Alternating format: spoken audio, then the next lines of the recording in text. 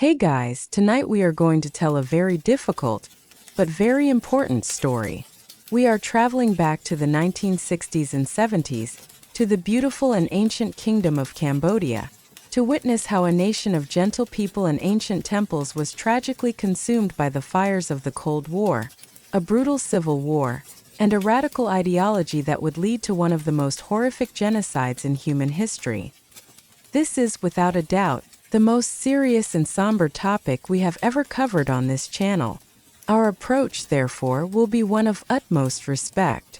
This is a story for quiet reflection, told in our usual calm and slow-paced style, not to shock, but to try and understand the long, complex, and heartbreaking series of events that led to the killing fields. So, before you get comfortable, take a moment to like the video and subscribe, but only if you genuinely enjoy what I do here. It's always a huge encouragement. For those of you already settled in, I'd love to see where and when you're listening from. Go ahead and drop your city and local time in the comments. I'm recording this in the deep quiet of the very early morning, just before 3 a.m. on a Thursday, here in Cheney, Kansas. Now dim the lights, maybe turn on a fan for that soft background hum, and let's ease into tonight's journey together. The gentle whir of the fan fades, replaced by the soft, distant hum of a city in a tropical afternoon. You hear the gentle chime of temple bells and the whirring sound of bicycle rickshaws, or cyclos. Imagine you are in Phnom Penh, the capital of Cambodia, in the mid-1960s. It is known in these years as the Pearl of Asia. The city is a beautiful and graceful place. Wide, tree-lined boulevards, a legacy of the French colonial period, are shaded by magnificent flame trees. Golden-roofed Buddhist temples, or wats, shimmer in the heat, their courtyards filled with the scent of incense and frangipani blossoms. Life moves at a slow, gentle pace. It is a city and a country that seems to be an island of peace in a region that is tearing itself apart. This fragile peace is the personal creation of one man, the charismatic, complex, and deeply revered national leader, Prince Norodom Sihanouk. He is the central figure in this chapter of Cambodia's story. In a world that was being violently divided by the Great Cold War struggle between the United States and the Soviet Union, and with a brutal, full-scale war raging just next door in Vietnam, Sihanouk's entire foreign policy was dedicated to a single desperate goal: neutrality. Cambodia under Sihanouk in the 1960s was a member of the non-aligned movement. It was a country that was trying against all odds to not pick a side. To be in Phnom Penh in these years was to be in the quiet eye of a hurricane. All around, the world was being consumed by the great ideological storm. But here, for a brief, hopeful time, there was a sense of blissful, almost willful ignorance of the coming cataclysm. Prince Sihanouk himself was a unique kind of leader. He was not just a politician, he was an artist. He was a passionate amateur filmmaker, often writing, directing, and even starring in his own romantic feature films. It is a strange and unique image of a national leader. One day, he is giving a passionate speech at the United Nations, trying to navigate the treacherous waters of Cold War diplomacy. The next, he is directing a romantic comedy in the Royal Palace Gardens. It was a kingdom of profound and surreal contrasts. Historians debate the true viability of Sihanouk's neutrality policy. Was it a masterful and brilliant diplomatic strategy that successfully kept Cambodia out of the Vietnam War for a full decade? Or was it, in the end, a naive and ultimately doomed fantasy? A desperate attempt to ignore the immense geopolitical forces that would inevitably consume his small, vulnerable nation. But as you walk the peaceful, sun-drenched streets of this beautiful city, you can begin to see the cracks in the facade. While the capital is an island of peace, the countryside is a different story. Poverty is widespread. A small, communist-inspired revolutionary movement, a group that will one day become known to the world as the Khmer Rouge, is slowly and quietly gathering strength in the remote rural provinces. And the Great War in Vietnam is refusing to respect Cambodia's borders. The peace of Phnom Penh was like a beautiful, ancient silk banner. It was magnificent to look at, rich with color and tradition. But it was also growing thin. and the great violent winds of war and ideology were beginning to pick up, threatening to tear it, and the entire nation to shreds. The beautiful, fragile peace of 1960s Cambodia was not an accident of geography. It was a constant, exhausting, and incredibly high-stakes diplomatic performance, and its star, director, and principal scriptwriter was Prince Norodom Sihanouk. He famously described his own foreign policy as walking a tightrope, and it is the perfect metaphor for his desperate struggle. Imagine you are watching a man on a high wire. The wire is stretched taut over a deep and dangerous canyon. On one side of the canyon is the immense power of the United States and the Western Bloc, who see Cambodia as another domino that must not be allowed to fall to communism. On the other side is the equally immense power of Communist China and North Vietnam, who see Cambodia as a vital strategic backyard in their war against the Americans in South Vietnam. Sihanouk's entire goal was to stay perfectly balanced in the middle, to not fall into the arms of either side. It was a performance that required incredible skill, daring, and a fair amount of theatricality to keep his balance. He would often lean to the left. He broke off diplomatic relations with the United States for a time. He publicly railed against American imperialism, and most critically, he made a series of secret pragmatic deals with North Vietnam and their Viet Cong allies. He agreed to turn a blind eye to their use of the port of Sihanoukville to unload military supplies, and he allowed them to establish a network of bases and supply routes in the remote, unpopulated jungles of eastern Cambodia. This network was a key part of the famous Ho Chi Minh Trail. Sihanouk did this not because he was a communist. He did it because he was a pragmatist. He believed that the communists were ultimately going to win the war in Vietnam, and that it was better to be the friend of a future victor than the ally of a future loser. But then, to keep his balance, he would lean back to the right. He secretly re-established contact with the Americans, sometimes providing them with intelligence on the very Vietnamese troop movements he was officially allowing. He accepted aid and investment from the West. He was trying against all odds to please everyone, and to keep everyone just slightly off balance. It was an incredibly dangerous and stressful game. Imagine trying to be good friends with two powerful neighbors who despise each other, and who are currently engaged in a very loud, very violent argument in the yard right next door. Sihanouk's goal was to keep both of them happy enough that neither would decide to simply tear down his fence and invade his garden. His personality was, in many ways, perfectly suited to this impossible task. He was famously mercurial, charming, and emotional. He could deliver a fiery anti-American speech one week, and then be seen privately meeting with an American diplomat the next. This unpredictable, almost theatrical style was a key part of his diplomatic toolkit. Historians who specialize in the Cold War still debate the ultimate wisdom of Sihanouk's strategy. Was his tightrope act a brilliant diplomatic performance that successfully, and almost miraculously, preserved Cambodian peace for a full decade longer than it had any right to last? Or was it, in the end, a series of reckless gambles that, by trying to secretly appease both sides, ultimately earned him the deep and lasting distrust of everyone, creating the very conditions for the civil war that would follow? The truth is that by the late 1960s, the tightrope was beginning to fray. The war in Vietnam was escalating dramatically, and the two great violations of Cambodian neutrality, the two secret deals that Sihanouk had tried so hard to manage, were about to spiral out of his control. He was trying to pretend that his country was an island of peace, but the foundations of that island were being eaten away from both sides. The tragedy of Sihanouk is that he was a brilliant actor, performing a masterful solo on a stage that was slowly collapsing beneath him.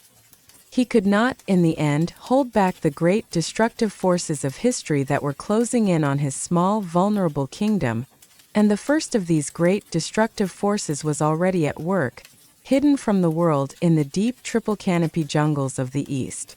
While Sihanouk was hosting film festivals and giving speeches in his beautiful capital city, another country's war was already being fought in secret on his soil. The first great violation of Cambodia's fragile neutrality came not from the West, but from the east. It was a secret war, fought not in the open, but hidden beneath the dense triple canopy jungles of eastern Cambodia, along the long and porous border with Vietnam. This was the world of the Ho Chi Minh Trail. The trail was not a single road. It was a vast, sprawling, and ever-changing logistical network, a web of jungle paths, dirt tracks, and hidden river crossings that was the absolute lifeline for the North Vietnamese Army and their Viet Cong allies fighting in South Vietnam. It was the artery through which they moved their soldiers, their weapons, their ammunition, and their food to the southern front. A significant portion of this vital supply network ran through the territory of supposedly neutral Cambodia. This was the heart of the devil's bargain that Prince Sihanouk had made. In a pragmatic and ultimately desperate attempt to appease his powerful communist neighbors and keep the main theater of the war out of his country, he had secretly agreed to turn a blind eye to their use of his territory. This was not just a trail for men carrying rifles on their backs. It was a major logistical highway. Sihanouk even allowed North Vietnam to use Cambodia's only deep-water port, Sihanoukville, to unload military supplies shipped from China and the Soviet Union. These supplies were then trucked by the North Vietnamese Army to their Great Base areas or sanctuaries that were hidden in the Cambodian jungle, just across the border from South Vietnam. For the North Vietnamese soldiers, these sanctuaries were a place of relative safety. After conducting a raid or an attack in South Vietnam, they could retreat across the border into Cambodia, where the American and South Vietnamese ground forces were, for a long time, forbidden to follow. Cambodia had, in effect, become a secret, undeclared, and vital theater of the Vietnam War. The ingenuity of the trail was remarkable. The North Vietnamese were masters of camouflage. The roads and paths were almost completely invisible from the air, hidden beneath the dense jungle canopy. They employed tens of thousands of laborers, many of them young women, who worked day and night to keep the network open, constantly repairing bomb craters and building new, hidden bypasses. Supplies were moved on trucks, on bicycles specially reinforced to carry hundreds of pounds of weight, and on the backs of individual porters. It was one of the great feats of military engineering of the 20th century. Historians still debate the extent of Sihanouk's knowledge and control over this situation. Did he truly know the full scale of the Vietnamese presence on his soil, or was it far larger and more permanent than he had been led to believe? Was his policy of compromised neutrality a brilliant, pragmatic strategy for survival, or was he a leader who was slowly and inexorably losing control of his own country? Whatever his intentions, this secret war could not remain a secret forever. The United States military, watching its soldiers in South Vietnam being killed by enemy forces who then simply vanished across the border into the neutral Cambodian sanctuaries, grew increasingly frustrated, angry, and impatient. The lines on the map, the official borders of a neutral country, were becoming meaningless, and American patience under a new and more aggressive presidential administration was about to run out. The situation was a tragic and impossible paradox.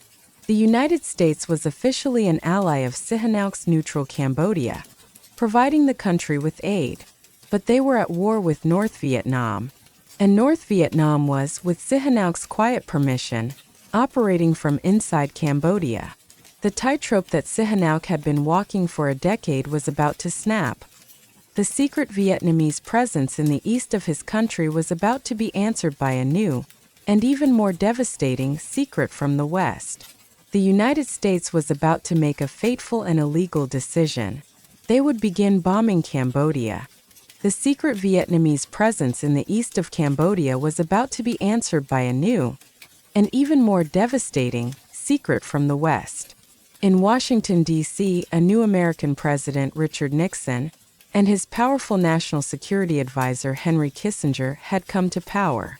They were convinced that the war in Vietnam could not be won as long as the North Vietnamese army had a safe and untouchable sanctuary just across the border. And so, they made a secret, illegal, and fateful decision. They would unleash the full, terrifying power of their air force on a neutral country with which they were not officially at war. In March of 1969, the secret bombing of Cambodia began. It was given the chillingly mundane codename, Operation Menu. The individual series of bombing raids were given even more surreal names: breakfast, lunch, dinner, snack, and dessert. The secrecy of the operation was absolute. It was hidden from the American public, from the United States Congress, and from the world. The B-52 bomber pilots who flew the missions were sworn to secrecy. Their official flight logs were deliberately falsified to make it appear as though the bombs were being dropped on targets inside South Vietnam. It was a secret war. But on the ground in the remote rural provinces of eastern Cambodia, the war was not a secret. It was a terrifying, apocalyptic reality. Imagine you are a simple rice farmer in a small village in this region. You do not know about the Cold War.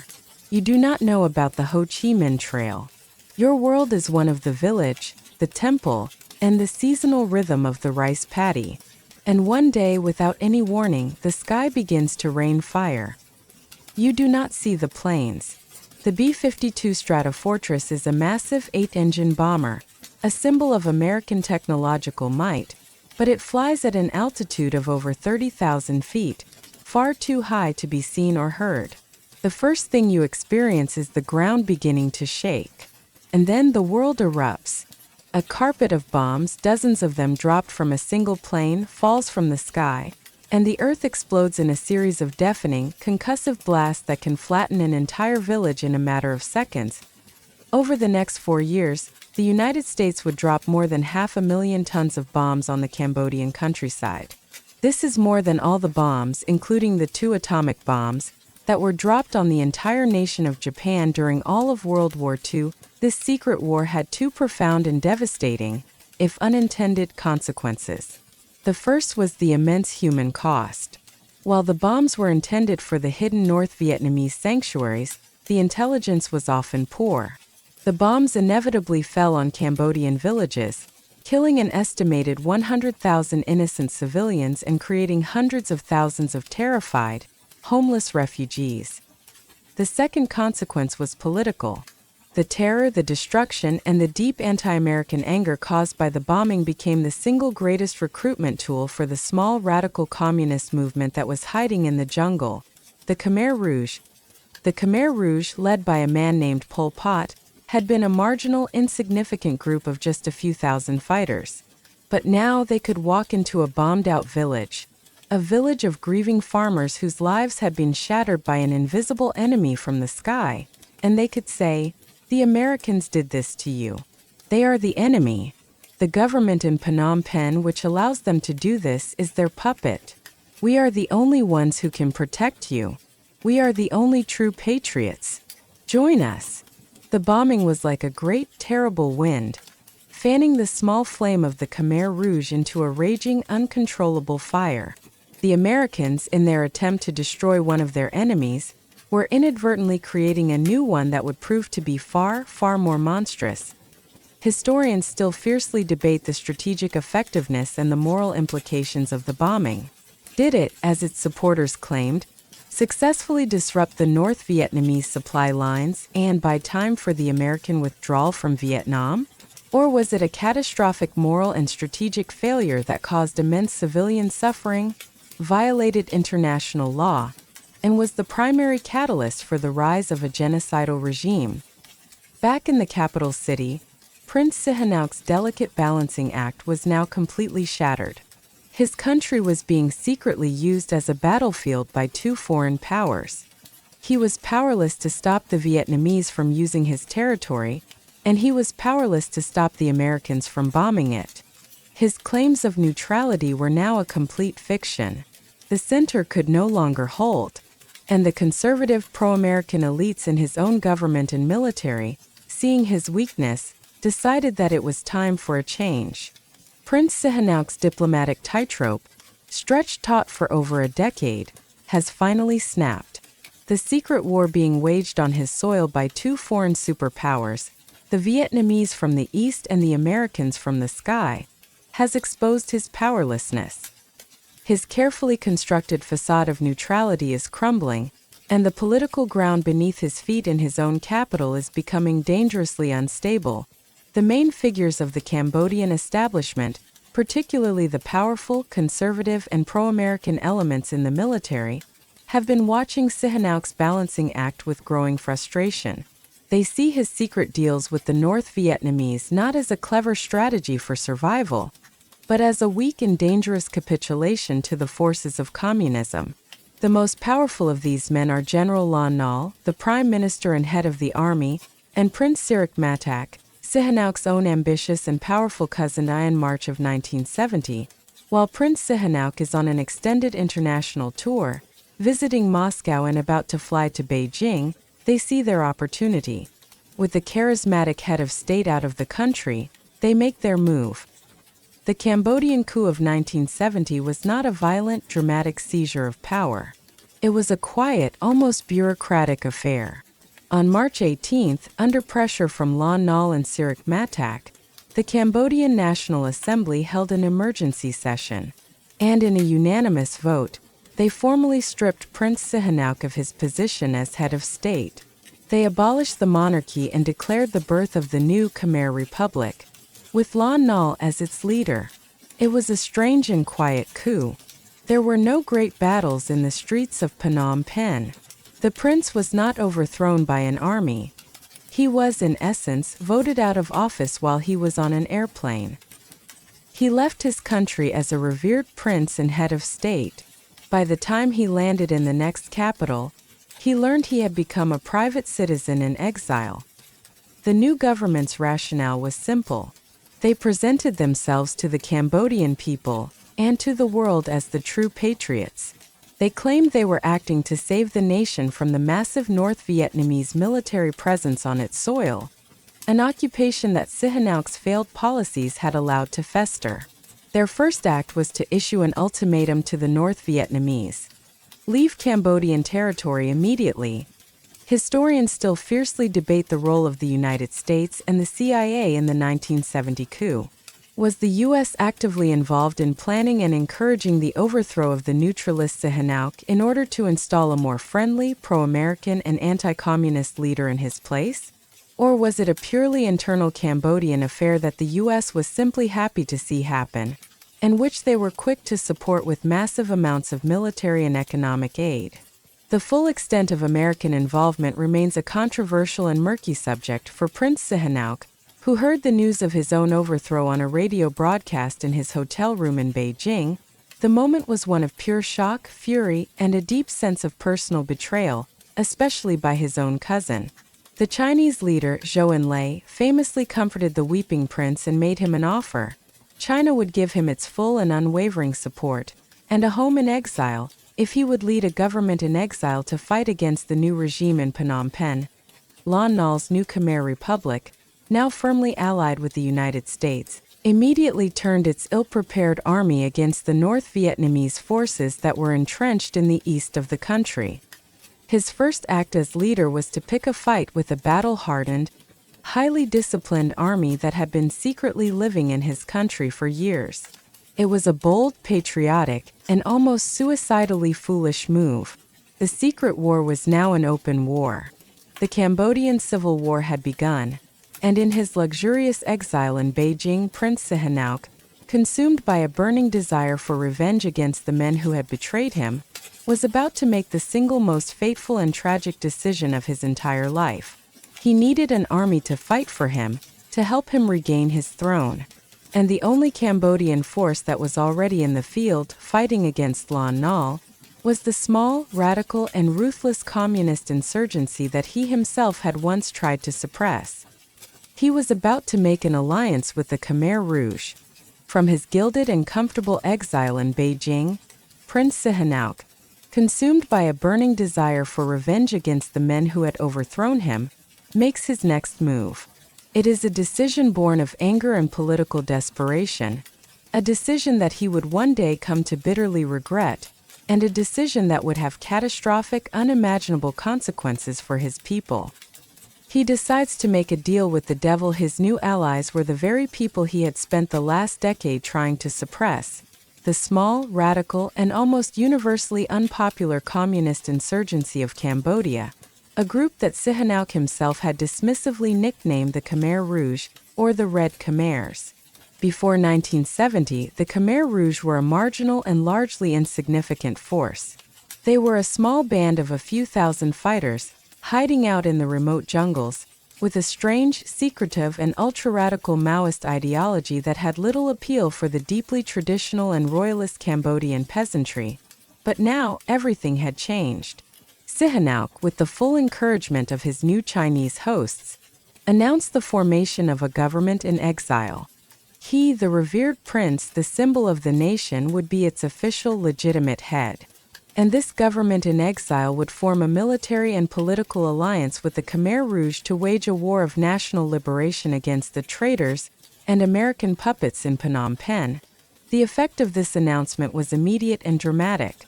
Prince Sihanouk went on the radio, and his voice was broadcast into every village in Cambodia. He called upon his people, the ordinary farmers and peasants who still adored him as their rightful, almost divine leader, to go into the jungle and to join the armed struggle against the Lon Nol regime, and they did. In the hundreds of thousands, ordinary Cambodians who would never have dreamed of joining a communist movement now flocked to the Khmer Rouge banner. They were not fighting for communism, they were fighting for their prince. It was a political masterstroke for the Khmer Rouge. Overnight, they were transformed from a small band of extremists into the heart of a broad, popular, and seemingly legitimate patriotic resistance movement. Sihanouk had given them the one thing they could never have achieved on their own: the hearts and minds of the Cambodian people. The shadowy, secretive leader of the Khmer Rouge, a man named Pol Pot, was a cunning strategist. He and the other leaders remained in the background in the jungle. They allowed Prince Sihanouk to be the public international face of their movement. They put his picture on their flags. But on the ground, it was they who controlled the soldiers, the weapons, and the political indoctrination. Sihanouk believed he was using the Khmer Rouge as a tool to regain his throne.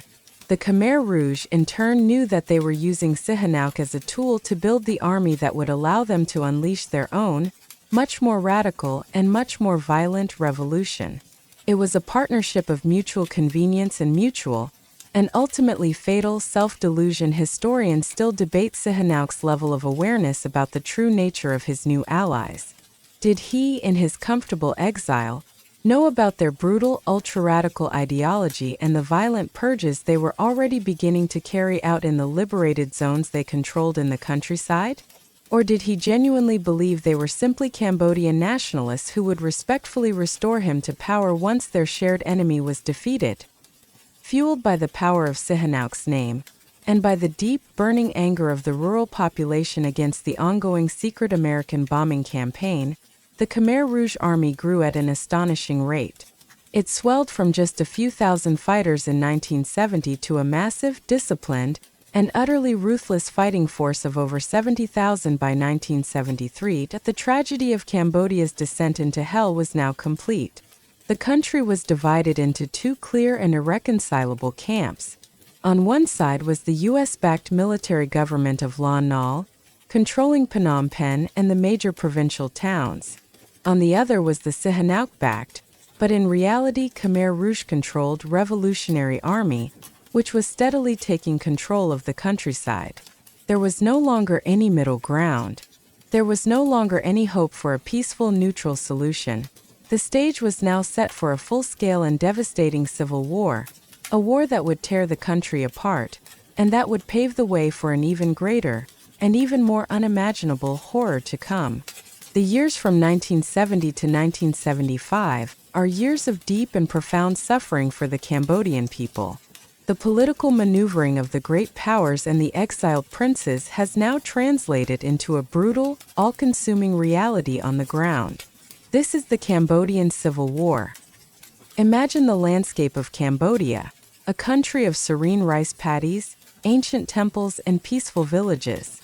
Now imagine this landscape transformed into a battlefield. The war was fought between two main forces. On one side was the army of the new Khmer Republic, led by General Lon Nol. They were supported by massive amounts of military and economic aid from the United States, and by the devastating power of the American Air Force. They controlled the capital city of Phnom Penh, and the major provincial towns. On the other side was the rapidly growing army of the Khmer Rouge. Nominally, they were fighting in the name of the exiled Prince Sihanouk, and they were supplied and trained by North Vietnam and China. They controlled the countryside. The war was a brutal and destructive affair. The American bombing campaign, which had begun in secret, was now intensified and made public in support of Lon Nol's government. Great B-52 bombers would fly from their bases in Thailand and Guam and drop tens of thousands of tons of bombs on the Cambodian countryside, trying to disrupt the Khmer Rouge and North Vietnamese forces. This bombing had a devastating effect on the rural population. Hundreds of thousands of Cambodian civilians were killed, and millions more were forced to flee their ancestral villages to escape the destruction. They poured into the cities seeking safety. Phnom Penh, the once beautiful pearl of Asia, saw its population swell from around 600,000 to over 2 million. It became a desperate, overcrowded, and starving city of refugees, an island of government control in a rising sea of revolution. The people inside were trapped, their food and supplies dependent almost entirely on an American airlift and the areas of the countryside that they controlled, the liberated zones. The Khmer Rouge were already beginning to implement their radical and brutal social policies. They were a faceless and terrifying new kind of power. Their soldiers, who were often uneducated teenage peasants, did not speak of a charismatic leader or a clear political philosophy. They spoke only of the commands of the Angkor Paedvat, the revolutionary organization. The Angkor was the all-powerful, unseen entity that was directing the revolution.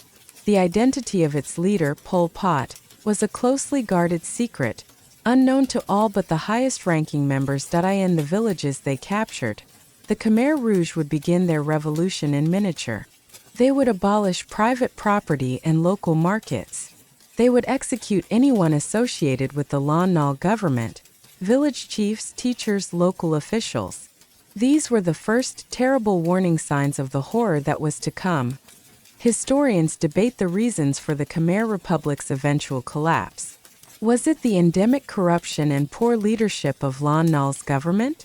Was it the devastating effect of the continued American bombing, which destroyed the fabric of rural society and drove so many survivors into the arms of the Khmer Rouge? Or was it the superior military discipline, the ideological fanaticism, and the sheer ruthlessness of the Khmer Rouge themselves? The answer is likely a tragic combination of all three. By the beginning of 1975, the end was near. The Khmer Rouge controlled almost the entire country. They had surrounded the capital city of Phnom Penh, cutting off all roads and river traffic. The American airlift was the city's only lifeline. The great global powers that had fueled this terrible war for 5 long years were now preparing to walk away. In South Vietnam, the North Vietnamese army was at the gates of Saigon. The Americans were evacuating their embassy in a state of chaos. The fate of Cambodia was being left to the Cambodians.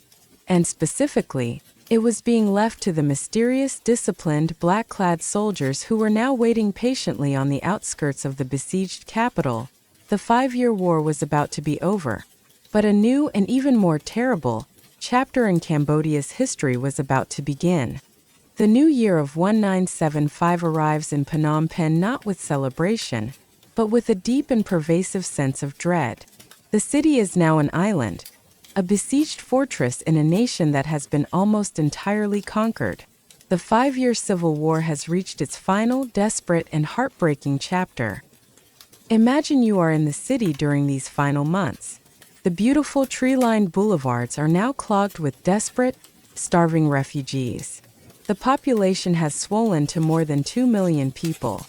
A city of survivors who have fled the fighting and the brutal American bombing in the countryside. The Khmer Rouge have cut off all roads and all river access to the capital. The only thing keeping the city from total starvation is the constant, high-stakes American airlift of food, fuel, and ammunition. The city is also under constant attack.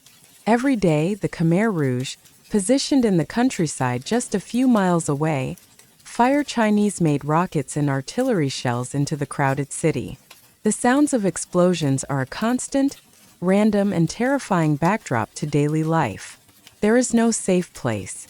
A shell could land in a crowded market, a hospital, or a temple at any moment. By early April, the end is clearly in sight. The American Congress has voted to end all funding for its military operations in Cambodia. The airlift, the city's only lifeline, will soon stop. On April 12, 1975, the United States launches Operation Eagle Pull, the final frantic evacuation of its embassy. The scene is a powerful and poignant one. Great American military helicopters descend on a makeshift landing zone in the center of the city. They are mobbed by desperate Cambodians, begging to be saved. But the evacuation is not for them.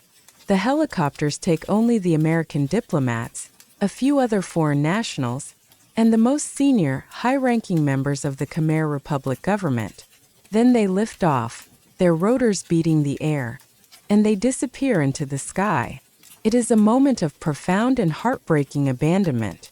The great superpower that had sponsored and funded this war for 5 years was now leaving.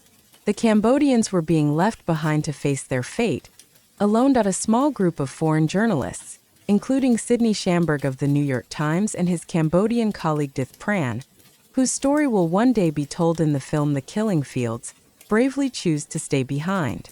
While the diplomats and the generals were fleeing, these few journalists, armed only with their cameras and their notebooks, decided that the story of what was about to happen was too important to abandon. In the days that follow the American evacuation, a strange, eerie quiet settles over the city. The Khmer Republic government, with its president Lon Nol having already fled the country, collapses completely. The shelling from the Khmer Rouge stops. A faint, desperate, and tragically misguided hope flickers through the starving city. The war is over. Peace has come. Many people believe that the Khmer Rouge soldiers will be liberators. They believe that Prince Sihanouk, still the official head of the movement, will soon return, and that a government of national reconciliation will be formed. They are desperate for any end to the fighting. Any end at all seems like it must be a form of salvation. They could not yet imagine that a horror far, far worse than the war was about to begin. Historians debate these final days. Was there ever any chance of a peaceful negotiated surrender? Or was the Khmer Rouge's radical totalitarian ideology so absolute that a violent revolutionary takeover was the only possible outcome they would ever accept? Their actions in the coming days would provide a clear and terrible answer. On the morning of April 17, 1975, a new sound is heard in the city. Not the sound of incoming rockets, but the rumble of trucks and the tread of marching feet. An expectant silence hangs over the streets.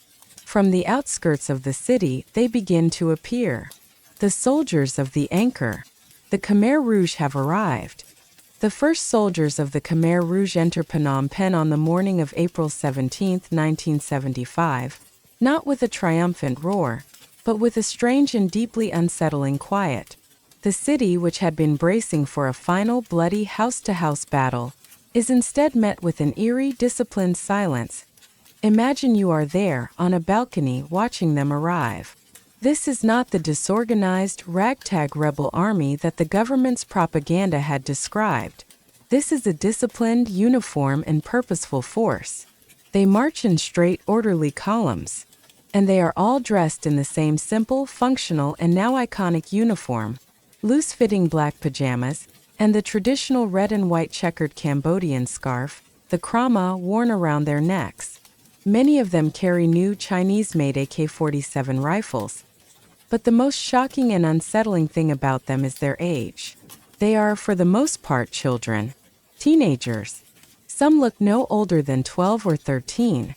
Their faces, which should be full of youthful energy, are hard, blank, and completely unreadable.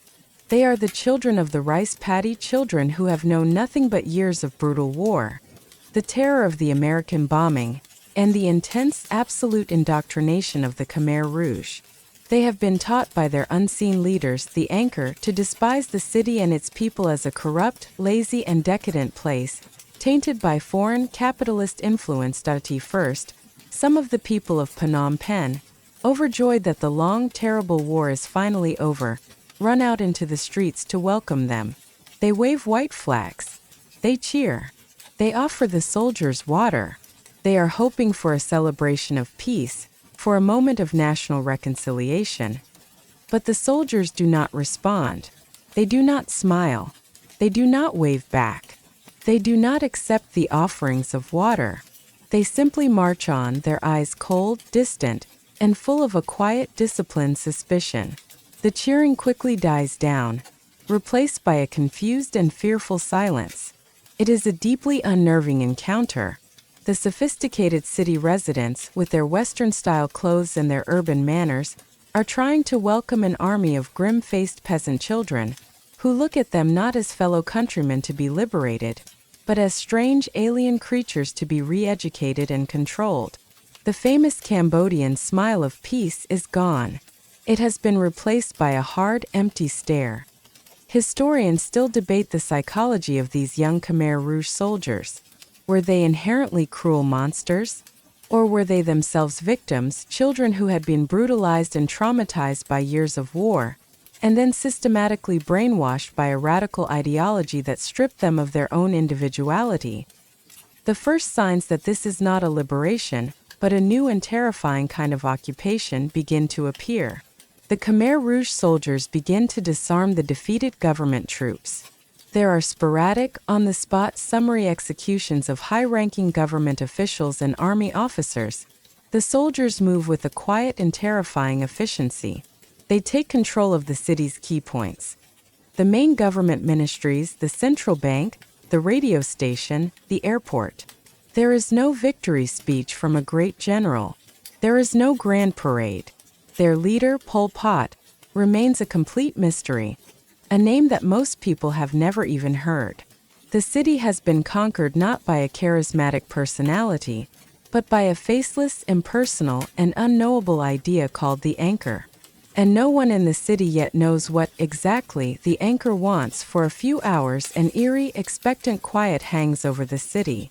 The people of Phnom Penh huddle in their homes, listening, waiting, their initial hope rapidly curdling into a deep and profound sense of dread. And then a new sound is heard throughout the city. It is the harsh, metallic crackle of a loudspeaker being turned on, followed by a calm, disembodied voice that will echo across the now silent streets. A message is about to be delivered. An order. The voice that comes from the loudspeakers, mounted on trucks that begin to slowly patrol the now silent streets, is calm, flat, and completely impersonal. It is the disembodied voice of the Anchor. And the message it delivers is simple, unbelievable, and absolute. The Anchor has commanded it. The voice says over and over again, "Everyone must leave the city. The Americans are about to bomb the city. You must leave for your own safety. Do not pack anything. You will be able to return to your homes in 3 days." Imagine you are there, in your home, hearing this message. You have just survived 5 years of war. You have endured the siege, the hunger, the constant shelling. You thought that peace at long last had arrived. And now these silent, black-clad soldiers are telling you that you must leave everything you have ever known and walk out into the countryside. It is a command so bizarre, so total, that at first no one believes it. People try to argue. They try to reason with the young soldiers. But the soldiers are implacable. Their faces are blank. They have their orders. They fire their rifles into the air to create panic, and they repeat the phrase that will become the terrifying mantra of the new regime. The Anchor has commanded it. The forced evacuation of Phnom Penh, which began on the afternoon of April 17, 1975, was the first great, monstrous act of the Khmer Rouge Revolution. It was the beginning of Year Zero. Their goal, born of a radical and deeply paranoid agrarian ideology, was to destroy modern, urban, capitalist society in a single stroke. To do this, they believed they had to destroy the cities themselves. The process was one of unimaginable cruelty. One of the first places the Khmer Rouge soldiers went was to the city's overflowing hospitals. They stormed in, and at gunpoint they forced everyone out. Doctors, nurses, and patients. Operations were stopped mid-procedure. The critically ill were pushed out into the street in their beds. Family members were forced to carry their dying relatives on their backs. A few thousand foreigners and high-ranking Cambodian officials sought refuge in the French embassy, believing they would be protected by international law. The Khmer Rouge surrounded the compound, and after a tense, days-long standoff, they forced all the Cambodians to leave and join the Great Exodus, a death sentence for many of them. The old world of diplomatic immunity had simply evaporated. The anchor did not recognize embassies or foreign passports. It recognized only its own absolute, revolutionary authority. Historians still debate the primary motivation for this brutal and seemingly irrational act. Was it a purely ideological decision, driven by the Khmer Rouge's deep-seated hatred of city life, as a symbol of corrupt, foreign-influenced capitalism? Or was it also a pragmatic, if utterly ruthless, act of political control? By forcing everyone out of the cities, they instantly broke up all existing social networks, families, friendships, neighborhoods, businesses, leaving the entire population atomized, disorganized, and completely dependent on the anchor for their food, their shelter, and their very survival. Within 3 days, a city of over 2 million people was almost completely empty. The Pearl of Asia had become a ghost town. The only sound was the wind, blowing refuse through the silent, abandoned streets. You are now a part of this great, terrible river of humanity. A silent, shuffling, terrified tide of over 2 million people, flowing out of the city over the great bridges and onto the dusty, sun-baked roads that lead into the countryside. People are carrying what little they could grab. The old and the sick begin to fall by the roadside, left to die where they lie. The 3 days you were promised, of course, was a lie. You will never see your home again. Your old life is over. You are marching towards a future you cannot possibly imagine, into the heart of a great, mad, and murderous social experiment. The Great Death March has begun. You are on the road now. A silent, shuffling river of humanity, 2 million strong, is flowing slowly out of the dead city of Phnom Penh. The journey is almost completely quiet. The only sounds are the soft, endless tramp of bare feet on the hot, dusty asphalt, the crying of exhausted babies, and the low groans of the sick and the dying. The Cambodian sun is a brutal, relentless hammer. There is no shelter on the open road, and there is no food and no water provided. People have only what little they were able to grab in the first moments of panic. The Khmer Rouge soldiers, the young boys in their black pajamas, walk alongside the great column. They are impassive. They offer no help, no comfort, no words of encouragement. They are simply there to ensure that no one stops and no one turns back. Their silence and the rifles they carry are the only authority. This great, forced march from the cities was a humanitarian catastrophe. It is estimated that tens of thousands of people, perhaps as many as 200,000, died during this initial chaotic phase of the revolution. They died from dehydration, from starvation, from sheer soul-crushing exhaustion. They died from untreated illnesses and injuries. For the old, the sick, and the very young, the march itself was a death sentence. It was a silent, walking atrocity. There was no single moment of massacre.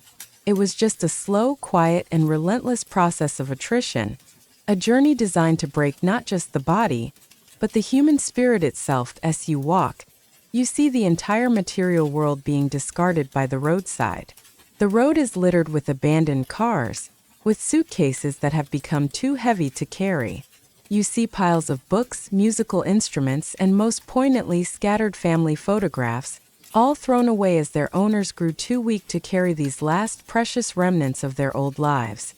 The Khmer Rouge were not just evacuating a city, they were performing a radical surgery, cutting away every last trace of the world that had come before. Money was declared worthless.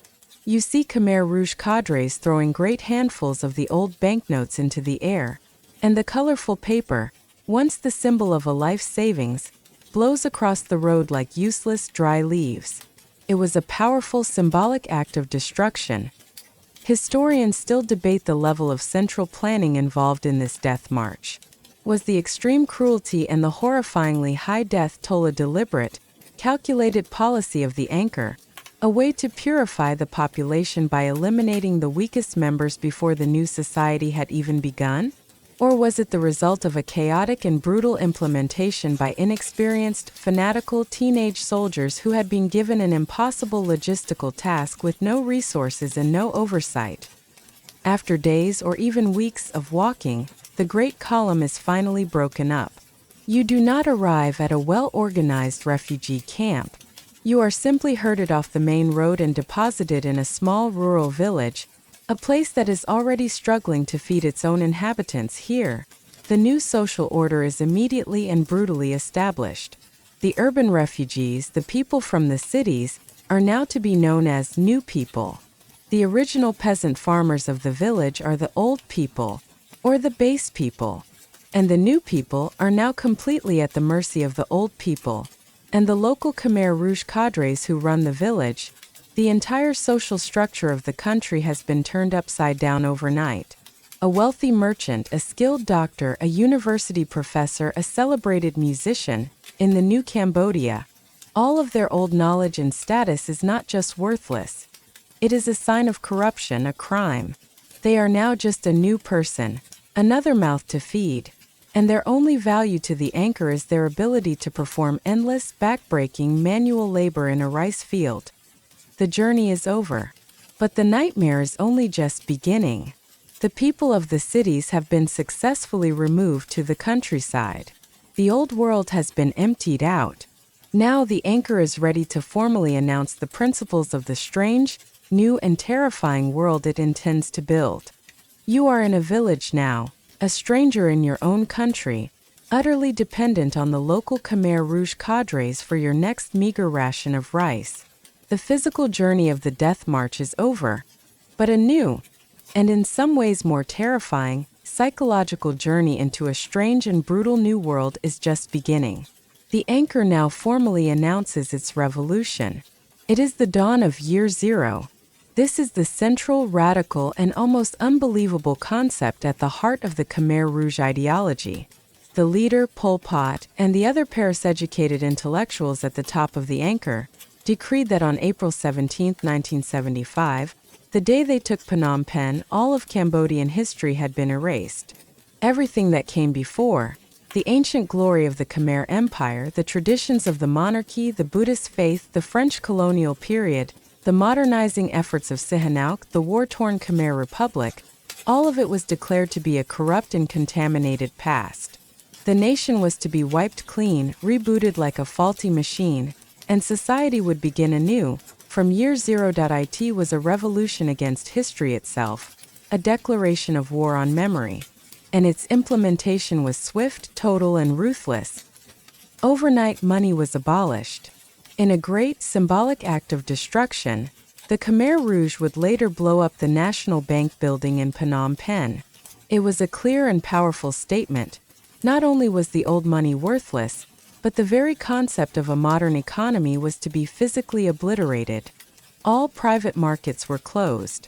The only economic activity was to be the collective, communal labor of the rice paddy, with all produce belonging to the state. All private property was confiscated. The home you had been forced to abandon, your car, your furniture, your books, even the wedding ring on your finger and the clothes on your back, were no longer yours. They now belonged to the anchor. All forms of religion were banned. Buddhism, which had been the gentle spiritual heart of Cambodian life for centuries, was declared a reactionary superstition. Monks were forcibly defrocked, put to work in the fields, or, in many cases, executed. The magnificent ancient temples were desecrated, turned into prisons, storage warehouses, or even pigsties. All modern education was abolished. Schools and universities were closed. The very act of being an intellectual, a doctor, a teacher, a lawyer, an engineer, was now a crime. Knowledge of the old world, and especially knowledge of foreign languages, was a death sentence. Imagine waking up one morning and being told that everything you have ever owned, everything you have ever learned, and everything you have ever believed in, is now not only worthless, but is a crime for which you and your family can be executed. This was the profound and terrifying psychological reality of life in year zero. Historians and sociologists debate the intellectual origins of this radical concept. Was it a purely homegrown Cambodian idea? A deeply paranoid and extreme interpretation of Maoist peasant revolution theory? Or was it also heavily influenced by the anti-intellectual fervor of the French Revolution's reign of terror, a subject that Pol Pot and the other Khmer Rouge leaders had studied during their time as students in Paris? The goal was to create a new kind of human being, a person with no past, no personal possessions, no education, no religion, and, as you will soon learn, no family. A person whose only identity, whose only loyalty, and whose only reason for existence was to serve the all-powerful, all-knowing, and completely anonymous anchor. It was a process of systematic and deliberate dehumanization. The old world had been completely and violently erased. Now the anchor would begin to build its new, agrarian, and perfectly equal utopia. But this new utopia would have its own deeply unequal and brutally enforced class system. You are in a village now, a stranger in your own country. The physical journey of the death march is over. But a new psychological journey into a strange and terrifying new world is just beginning. The new, perfectly equal, classless society of the anchor was, from its very first day, a society built upon a brutal and absolute class division. And you are about to learn your new place in it. The anchor divided the entire population of Cambodia into two distinct and unequal groups. The first were the old people, or the base people. These were the rural peasants who had lived in the zones controlled by the Khmer Rouge before their final victory.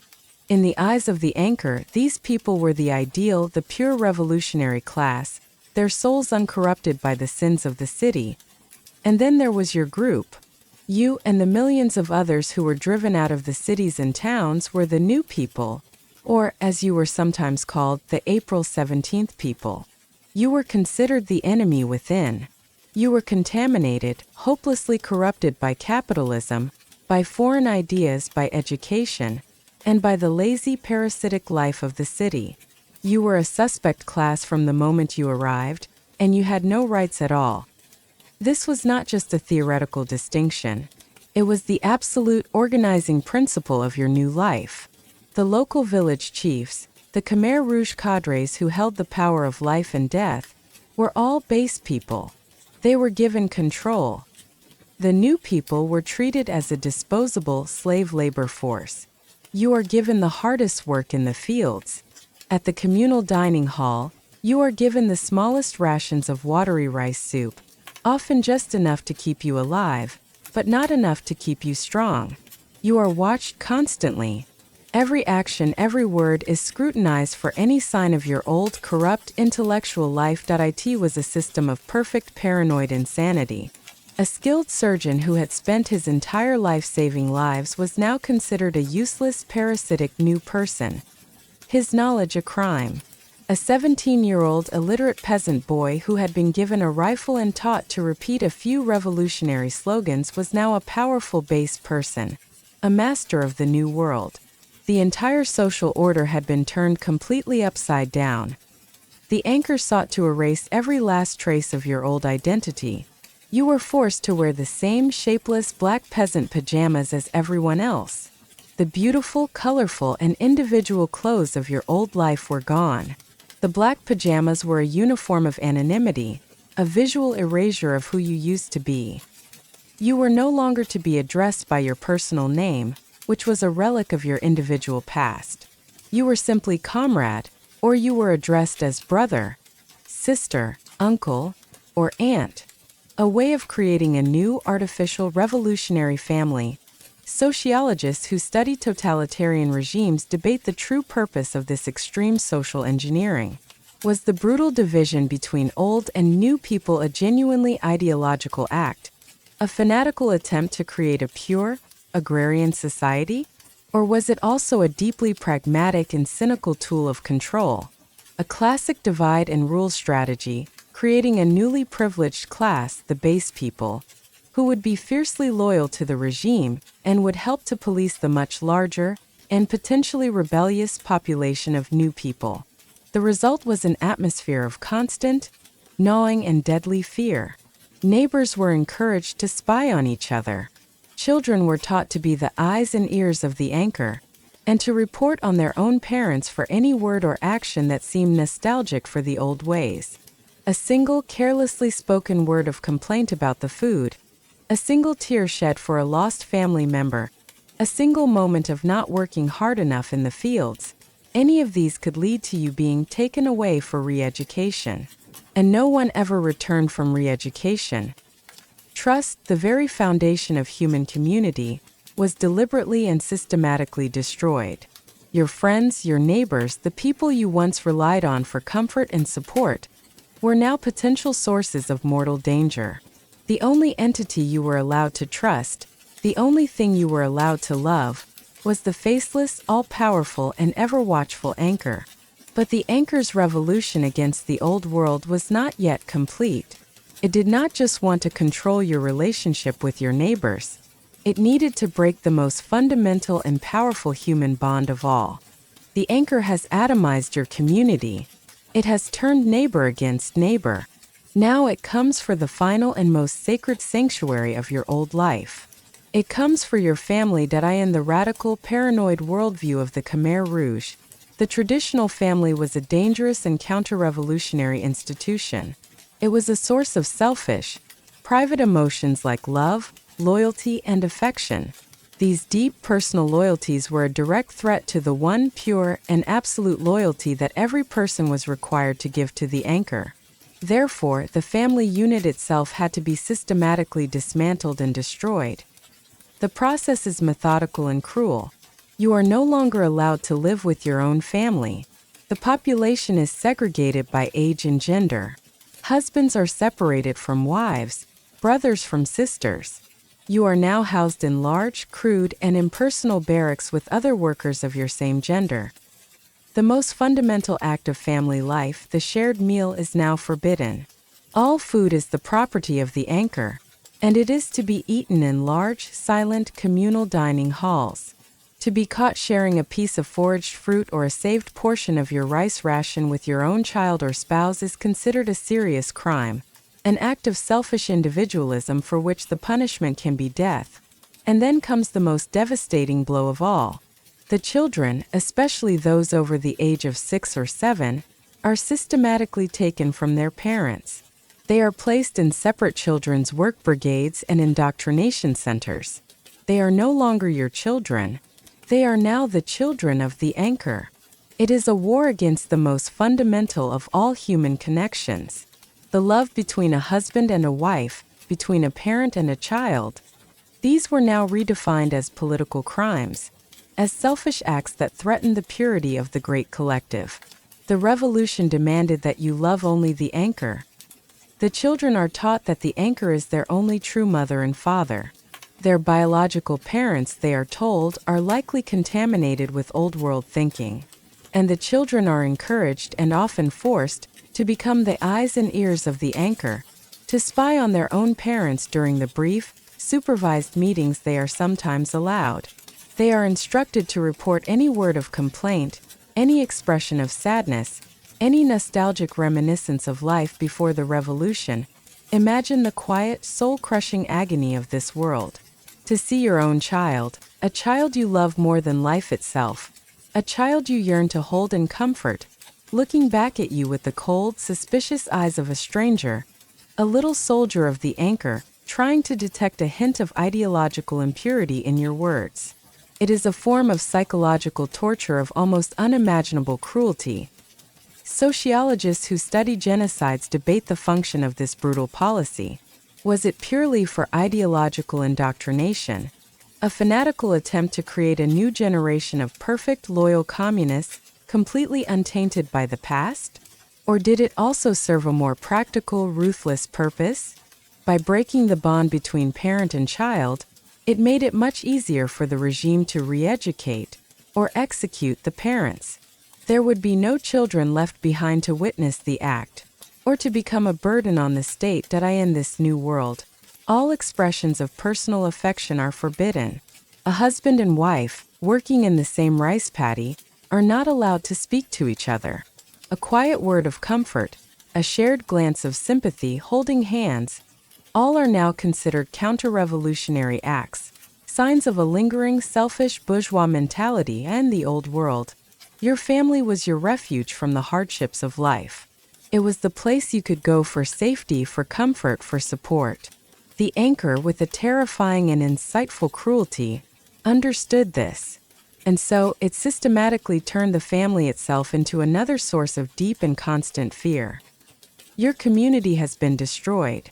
Your faith has been outlawed. Your home has been taken. Your name has been erased. And now your family has been stolen from you. All of the external anchors of your identity are gone. All that you have left is what is inside your own mind.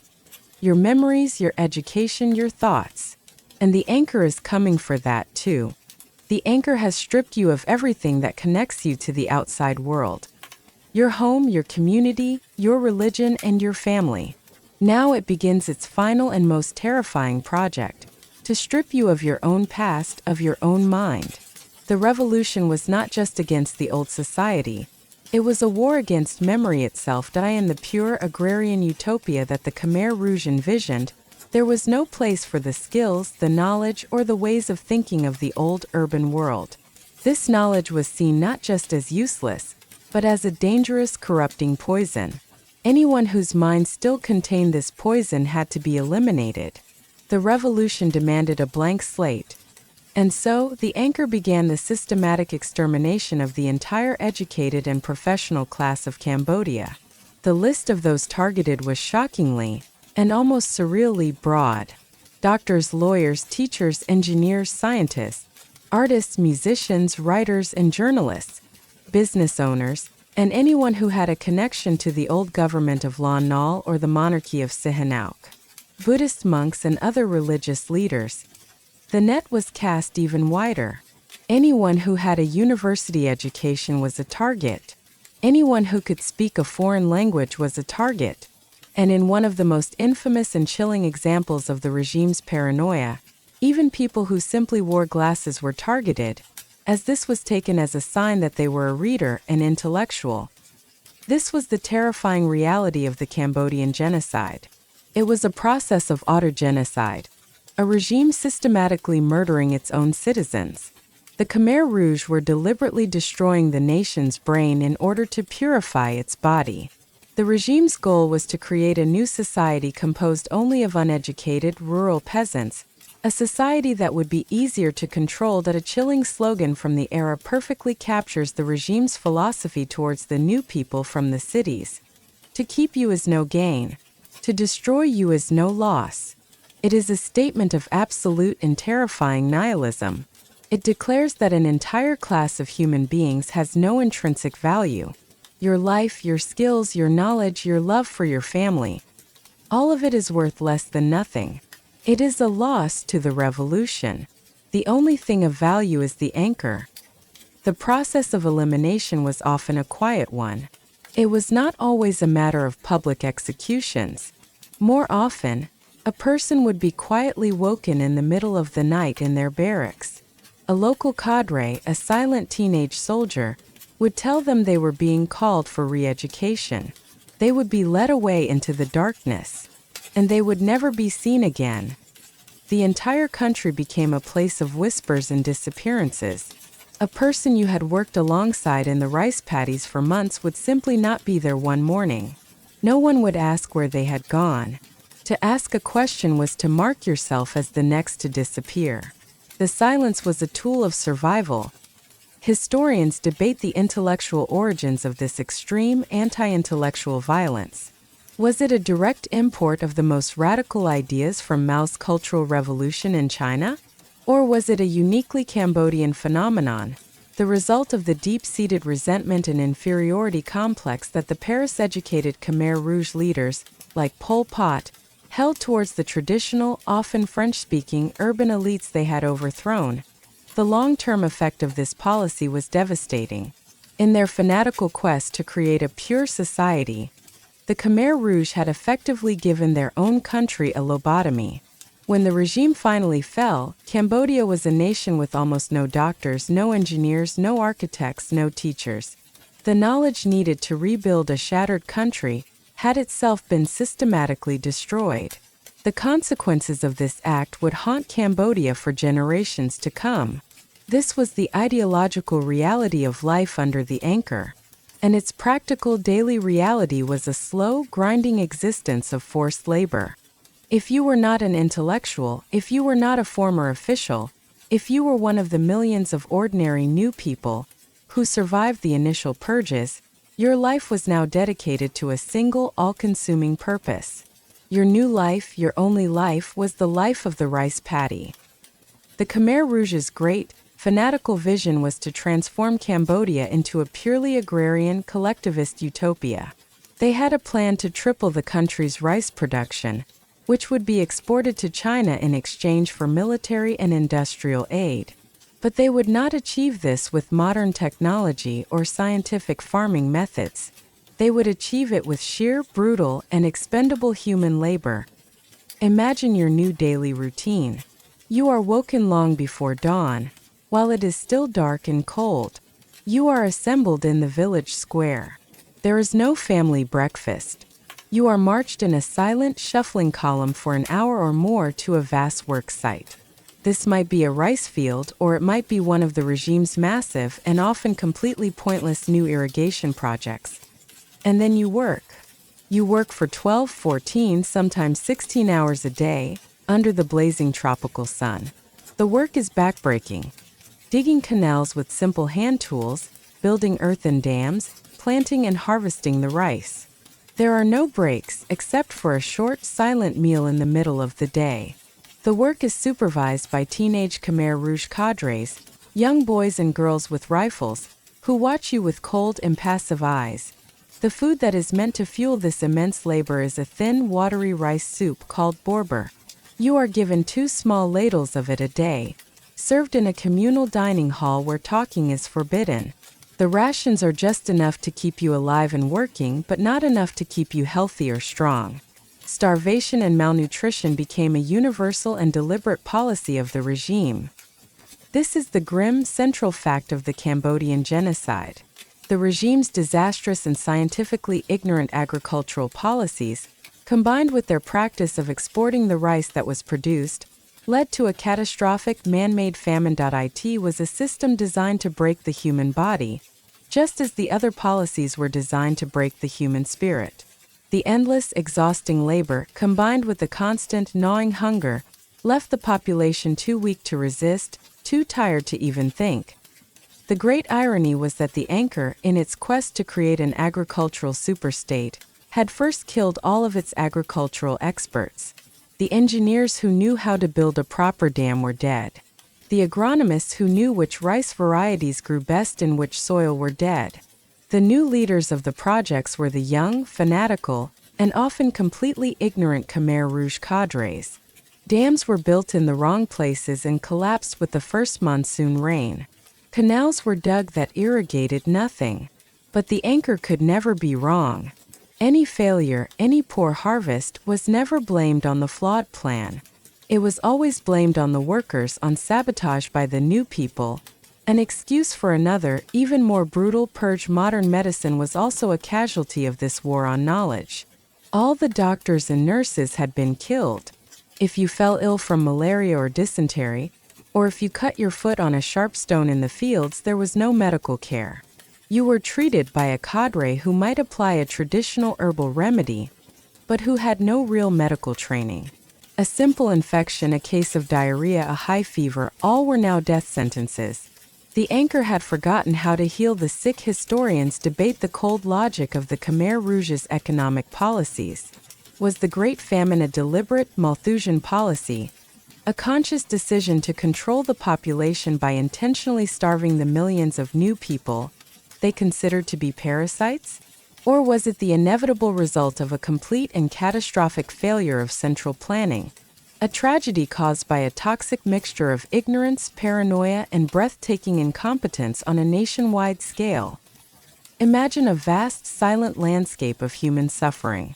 Thousands of people as thin as ghosts, their bodies racked with hunger and disease, working silently from before dawn until after dusk. It is a world without hope, without comfort, and without a future. It is life in the great open-air prison that was democratic Kampuchea. And for those who were suspected of being more serious enemies of the revolution, for the former officials, the soldiers of the old regime, the intellectuals who had somehow slipped through the initial net, there was a different and even more terrible fate. You were not sent to the fields to slowly starve.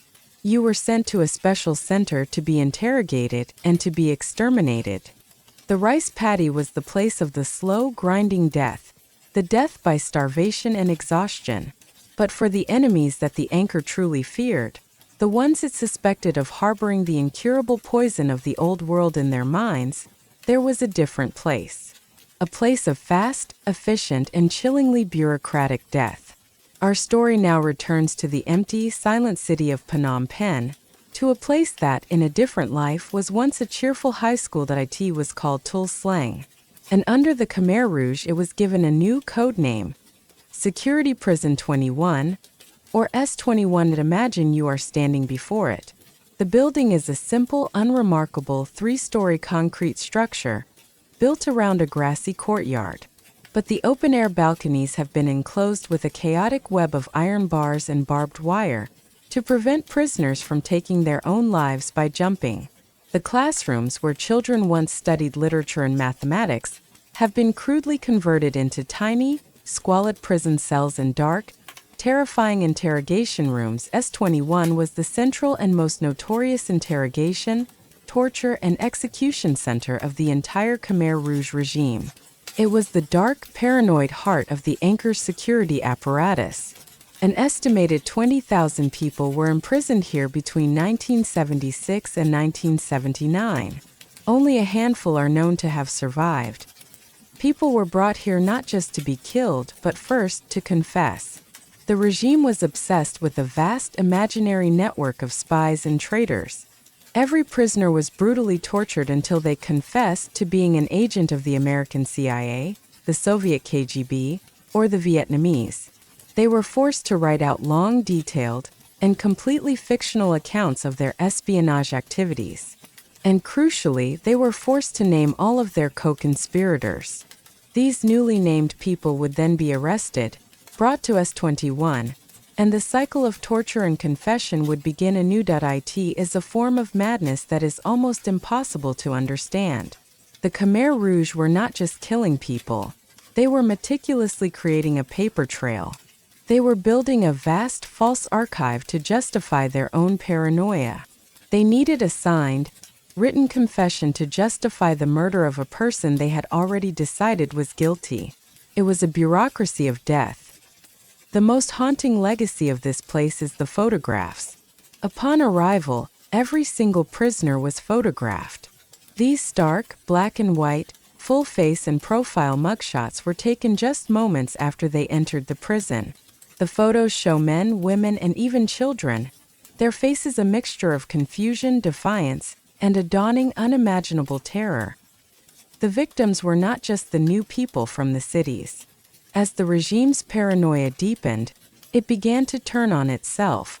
Loyal veteran Khmer Rouge cadres, soldiers, and even high-ranking government ministers were arrested and brought to S21, accused of being traitors. No one was safe from the anchor's endless search for enemies within. The prison had a set of 10 chillingly banal security regulations that were posted for the prisoners. They included rules like, "You must answer accordingly to my question. Don't turn them away." And most terribly, while getting lashes or electrification, you must not cry at all. These rules were not for the prisoners' benefit. They were designed to systematically dehumanize them, to turn them into objects, making it easier for the young, brutalized guards to perform their terrible work without empathy. Historians who study the genocide debate the function of a place like S-21. Was it a rational, if monstrous, security apparatus designed to eliminate genuine threats to the regime? Or was it the product of a deeply paranoid and self-destructive ideology, a machine that had to constantly invent new enemies to justify its own existence, eventually leading it to devour itself? After the forced confession was complete, the prisoners' journey was over. They were told they were being transferred to a new house. Blindfolded, they were loaded onto trucks at night and driven a few miles outside the city to a quiet orchard. This was Choang Ek, the place that would become known to the world as the Killing Fields. The journey that began with the dream of a perfect, classless agrarian utopia ended here, in a quiet field on the edge of a dead city. But this state of absolute self-consuming terror could not last forever. A new external force was now gathering on Cambodia's borders. The Khmer Rouge regime, in its fanatical and paranoid pursuit of ideological purity, had turned inwards, devouring itself in a constant spiral of internal purges. But in its arrogance, it had also made one final and fatal mistake. It had picked a fight with a much larger, much more powerful, and much more battle-hardened neighbor. Driven by a deeply racist and historically revisionist ideology, the Khmer Rouge began to launch a series of brutal cross-border raids into Vietnam. They massacred thousands of Vietnamese civilians in border villages. Pol Pot and the other leaders dreamed of reclaiming the Mekong Delta region of southern Vietnam, which they considered to be ancient Khmer territory that had been stolen centuries before. The newly unified Socialist Republic of Vietnam, fresh from its victory over the Americans, was now one of the largest and most experienced armies in the entire world. After months of enduring these bloody provocations, their patience finally ran out, and late December of 1978, Vietnam launched a full-scale, lightning invasion of Cambodia. Imagine the scene. 100,000 veteran Vietnamese soldiers, supported by tanks and artillery, pour across the border. The Khmer Rouge army, which had proven so effective at terrorizing and murdering unarmed, starving civilians, now found itself facing a disciplined, professional, and vastly superior fighting force. The resistance of the Khmer Rouge, for the most part, collapsed almost instantly. The Vietnamese army drove across the country with incredible speed, and on January 7, 1979, they entered the ghostly, deserted capital city of Phnom Penh. The 4-year reign of terror of the Khmer Rouge was over. It remains one of history's most complex and morally ambiguous military interventions. The invasion was, by the standards of international law, an act of aggression, a clear violation of another country's sovereignty. But it was also the act that brought a swift and decisive end to an active and truly horrific genocide. It was a war of conquest that was also, in its undeniable effect, a humanitarian liberation. But the international reaction to the invasion was deeply divided, a chilling illustration of the cynical logic of the Cold War. Because Vietnam was a communist state and a close ally of the Soviet Union, its invasion of Cambodia was condemned by the other major world powers. China, which had been the Khmer Rouge's main supporter, was furious. And the United States, still reeling from its own defeat in Vietnam, also condemned the invasion. And this led to a bizarre and deeply surreal diplomatic situation that would last for more than a decade. At the United Nations, the United States, China, and most Western nations refused to recognize the new Vietnamese-backed government in Cambodia. Instead, they continued to officially recognize the Khmer Rouge's government in exile as the legitimate representative of the Cambodian people. It is a stark and chilling example of how the great chess game of the Cold War could lead to deeply cynical and morally indefensible positions. The world's great powers, in their opposition to Vietnam, found themselves in the strange position of being the diplomatic protectors of a genocidal regime, even as the full, unimaginable horror of what that regime had done was being revealed. Historians still debate Vietnam's primary motivation for the invasion. Was it a purely humanitarian intervention? A responsibility to protect the Cambodian people from a murderous government, as they claimed? Or was it a more pragmatic geopolitical move to remove a hostile and dangerously erratic regime on its western border, and to install a friendly pro-Vietnamese government in its place, thereby creating a unified Indo-Chinese sphere of influence? The answer is likely a complex mixture of both. For the Cambodian people, the arrival of the Vietnamese was a moment of liberation but not of peace. The Khmer Rouge were not destroyed. Pol Pot and the main body of his army simply fled to the west, to the dense malarial jungles along the Thai border. There, with the quiet support of China and other international powers, they would wage a long and destructive guerrilla war against the Vietnamese-backed government for the next 2 decades. The genocide was over. But the war was not. For the long-suffering Cambodian people, the fall of the Khmer Rouge was not an end to their ordeal, but the beginning of a new, long, and difficult chapter of civil war and foreign occupation. But as the Vietnamese soldiers and the few surviving Cambodians began to enter the empty cities, the abandoned prisons, and the silent, overgrown fields, the true secret, an unimaginable scale of the horror that had taken place during Year Zero was about to be revealed to a shocked and unbelieving world. The Vietnamese soldiers who entered Cambodia in January of 1979, and the few international journalists who followed them, were prepared for the aftermath of a war. They expected to find ruined buildings, hungry people, and a country in disarray. They were not prepared for what they actually found. They were the first outsiders to witness the terrible, silent secrets of the Angkor. Their first discovery was the city of Phnom Penh itself. It was a ghost city. A modern capital that had once been home to over 2 million people was now almost completely empty. A place of silent, dusty streets, abandoned cars, and buildings that were beginning to be overrun by the jungle. Then they found the prisons.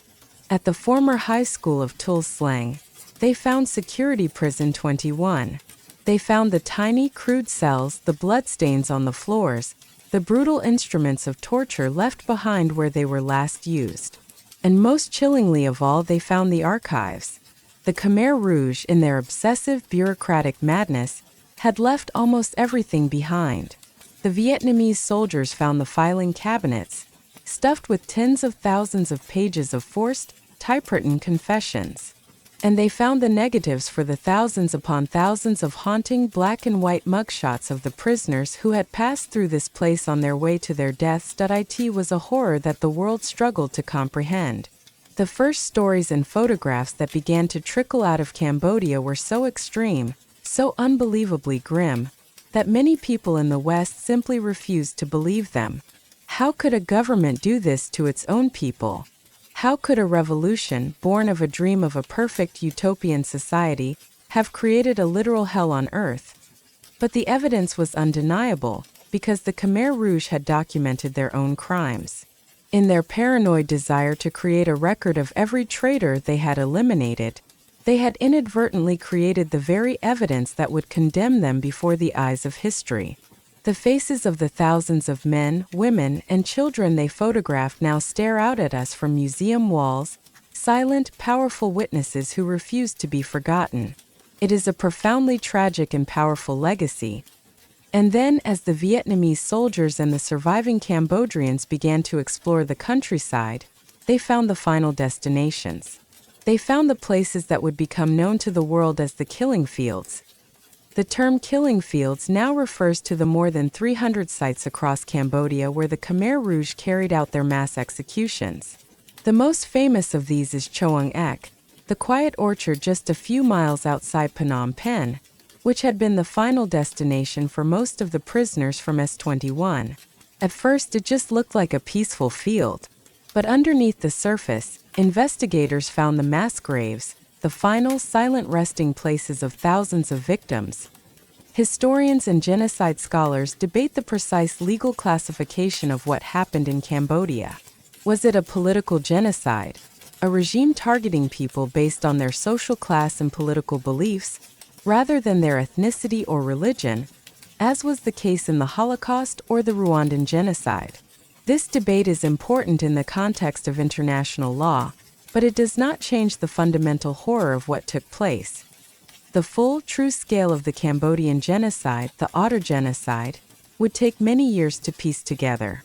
It was a truth that would be slowly and painfully built from the quiet, halting, and almost unbearable testimony of the survivors who now began to emerge from the countryside. They told stories of the death marches, of the starvation in the fields, of the destruction of their families, of the constant daily terror of life under the anchor. The secret was out. The world now knew what had happened in Cambodia during the 4 dark years of Year Zero. But for the Cambodian people, the discovery of the killing fields was not an end. It was the beginning of a new and very long journey. The journey of trying to rebuild a shattered nation, of trying to find a form of justice for the dead, and of trying to heal a wound so deep and so vast that it seemed impossible to ever close. The world now knew the truth of the killing fields. But for Cambodia, a nation of traumatized survivors, the overthrow of the Khmer Rouge was not the end of the story. It was the beginning of the long, slow, and incredibly painful process of recovery. Imagine the Cambodia of 1979. It is a nation in ruins. Its infrastructure is shattered. Its economy is non-existent. A generation of its most educated and skilled citizens, its doctors, its teachers, its artists, has been systematically murdered. The fields are filled not just with rice, but with the bones of the dead. And almost every single person who has survived is carrying the deep and invisible scars of unimaginable trauma. The war, even then, was not over. The Khmer Rouge, though driven from power, were not destroyed. They fled to the jungles along the Thai border and, with the cynical support of outside powers, they waged a destructive guerrilla war against the new Vietnamese-backed government for another 2 long decades. The search for justice has been just as long and just as difficult. It was not until the 2000s that the Khmer Rouge Tribunal, a special hybrid court of both Cambodian and international judges, was established to prosecute the senior leaders of the regime for their crimes. The process has been slow, expensive, and has resulted in only a handful of convictions of the aging top-level leaders. How do you find justice for a crime of such immense scale? How can a courtroom trial ever truly account for the deaths of nearly 2 million people? It is an almost impossible question, but one that the survivors and the world have had to grapple with today. The sites of the regime's greatest horrors have been transformed into places of quiet, somber remembrance. The former high school of Tuol Sleng is now the Tuol Sleng Genocide Museum. The thousands of black and white photographs of its victims now line the walls of the very classrooms where they were tortured. And at the killing field of Choang Ek, a tall Buddhist stupa has been built. It is filled floor to ceiling with the skulls of the victims who were found in the mass graves there. They are profoundly sad and quiet places, but they are also places of immense strength, a testament to the survivors' powerful determination that the world should never, ever be allowed to forget what happened here. Historians and human rights experts continue to debate the effectiveness of these post-genocide tribunals. Can they truly provide a sense of justice and reconciliation for a shattered society? Or are they more of a symbolic act, an attempt to create an official, historical record and to signal to the world that such crimes will not go unpunished? The Cambodia of today is a country at peace. Phnom Penh is once again a vibrant, bustling, and beautiful city. A new generation has been born, a generation that did not live through the darkness. The scars of the genocide are still there, of course, deep and permanent. But the nation, with an incredible and profound resilience, is slowly healing. And it is on this quiet, somber note of resilient hope that our story must end. A story of a beautiful country that fell into a deep and terrible darkness, and is now slowly, patiently finding its way back to the light. The memory of the gentle, tree-lined boulevards of old Phnom Penh, the dark shadow of the Cold War, the eerie silence of the black-clad soldiers, and the profound sorrow of the killing fields, all of these can now be allowed to settle, to find their place in the deep, quiet archives of the past. The story is over. The horror has ended. The nation of Cambodia and the world remembers. But the work of tonight is done. There is nothing left to do but to let go of this heavy history and to find a small measure of peace in the quiet of your own room. You can rest now,